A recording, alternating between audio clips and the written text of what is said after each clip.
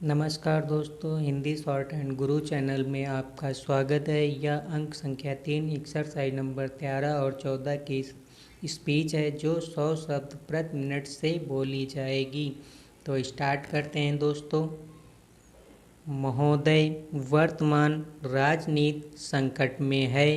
सिर्फ राजनीति ही नहीं बल्कि एक सीमा तक वह पूरा ढांचा संकट में है जो अभी तक समाज में फैली विसंगतियों और असमानता को दूर करने की बात लगातार करता रहा है। विशेषकर भ्रष्टाचार का मुद्दा जिस तरह और जिस रूप में उभरा है उसने राजनीति पर प्रश्न चिन्ह लगा दिए हैं। ऐसा नहीं है भ्रष्टाचार पहले नहीं था या वर्तमान अवस्था की तरह पहले नहीं होता रहा, लेकिन पूर्व में सिर्फ राजनीति ही वह कमान थी जिसके माध्यम से भ्रष्टाचार के सवाल उठाए जाते रहे।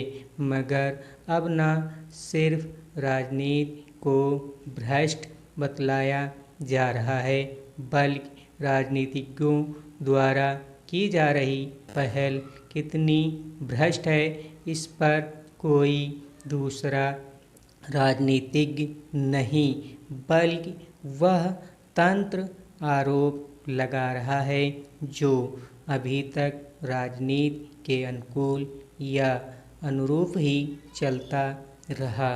वास्तव में प्रश्न यह नहीं है कि राजनीति कमज़ोर हो रही है या व्यवस्था को टिकाए रखने वाले तंत्र राजनीति से मजबूत हो रहे हैं। सवाल यह है कि आम आदमी अपने प्रतिनिधि के माध्यम से जिस भ्रष्टाचार का अंकुश लगाने की बात अंदरूनी तौर पर अभी तक स्वीकार करता रहा है, वही अंकुश वाले तत्व आज स्वयं भ्रष्टाचार में लिप्त हो चले हैं। यहाँ यह भी कहा जा सकता है कि राजनीति अगर भ्रष्ट हो रही है और उसके विरोध में या उस पर लगाए जा रहे आरोप की पहल वह तंत्र कर रहा है जो स्वयं कहीं न कहीं इस भ्रष्टाचार की अवस्था से जुड़ा हुआ है, तो यहाँ यह समझना जरूरी है कि इसीलिए आरोपों का सिलसिला और भ्रष्टाचार अपनी जगह कायम है, कारण सामान्य जन अभी तक इस पूरी अवस्था से दूर हैं। हालांकि एक सत्य यह भी है कि सारे राजनीतिक भी भ्रष्ट नहीं हैं और पूरा नौकरशाह तंत्र भी कुंद नहीं हुआ है, कुछ बचा हुआ है, शायद इसीलिए चल भी रहा है। लेकिन इस जरा से चलने और गौड़ रूप से बचे होने की अवस्था क्या मायने रखती है, इस वर्तमान परिस्थिति को देखा समझा जा सकता है।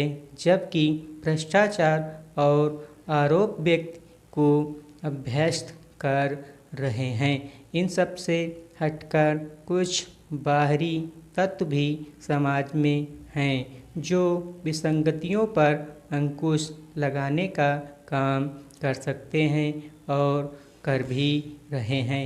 लेकिन यह भी कहाँ तक संभव है कि मीडिया पूरी तरह समाज के अंदर पनपती विसंगतियों को दूर कर सके। महोदय, इसमें दो मत नहीं। भारतीय राजनीतिक ढांचा उस आम व्यक्ति के मत पर ही खड़ा है जो हर 5 साल बाद चुनाव के माध्यम से अपने प्रतिनिधि को संसद में भेजता है। वास्तविकता यह है कि इस पूरी प्रक्रिया में राजनीतिक भी आम आदमी की ज़रूरत और उसके अधिकारों का प्रश्न खड़ा करते हैं। ठीक इसी तरह नौकरशाही और व्यावसायिक मीडिया तथा सामाजिक संगठन स्वयं को खड़ा करने की शुरुआत उस आम आदमी को लेकर करते हैं जो बाद में उनके लिए केवल वस्तु के अलावा और कुछ नहीं है। वास्तव में यहाँ यह समझना ज़रूरी है कि आखिर यह परिवर्तन क्यों हो जाता है। तो इसका एक सरल सा उत्तर है कि इस पूरी प्रक्रिया में वह आम आदमी कहीं भी नेतृत्व करने की स्थिति में नहीं आता है, ना उसे नेतृत्व लेने की स्थिति खड़ी की जाती है। चूँकि यह बहुसंख्यक वर्ग है और इसी के आधार पर स्वयं को विकसित करना राजनीति की ज़रूरत है, इसलिए इस आम वर्ग को यह अनुभव कराया जाता है कि राजनीति का आधार सामान्य जन ही हैं।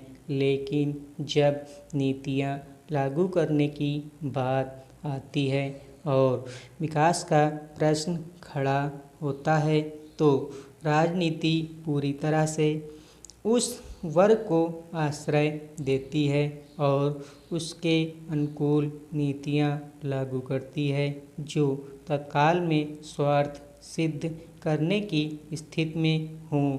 चाहे अनचाहे पूरा तंत्र भी राजनीति के साथ हो जाता है, क्योंकि उसकी स्वयं की ज़रूरत भी कहीं न कहीं तत्काल ही है और जिसका समाधान सिर्फ तत्काल में अपने अनुकूल या अपनी सहूलियत से निर्णय देने से है। लेकिन वही जब विरोध या भ्रष्टाचार जैसे आरोप की बात इस वर्ग में से कोई खड़ा करता है तो सामान्य जन को तो अपने साथ वह खड़ा ही नहीं कर पाता है, उल्टे उसे आसपास उसके अपने वर्ग के लोग सिवाय सब चीज़ को अपने अनुकूल बनाने की स्थितियाँ कुछ इस तरह पैदा करते हैं जिसमें सहमति का भाव बनता है, यानी संघर्ष या विसंगतियों को दूर करने की जगह विसंगतियों और असमानता के प्रति अभ्यस्तता समाज के अंदर दिखाई देने लगती है। यहीं से भ्रष्टाचार को मान्यता भी मिल जाती है और राजनीति अपने तरीके से निरंकुश हो जाती है। इस प्रक्रिया को रोकने के लिए क्या उसी राजनीति और तंत्र का सहारा लेना आवश्यक है जिसे व्यवस्था ने स्वयं के लिए बनाया है। धन्यवाद दोस्तों।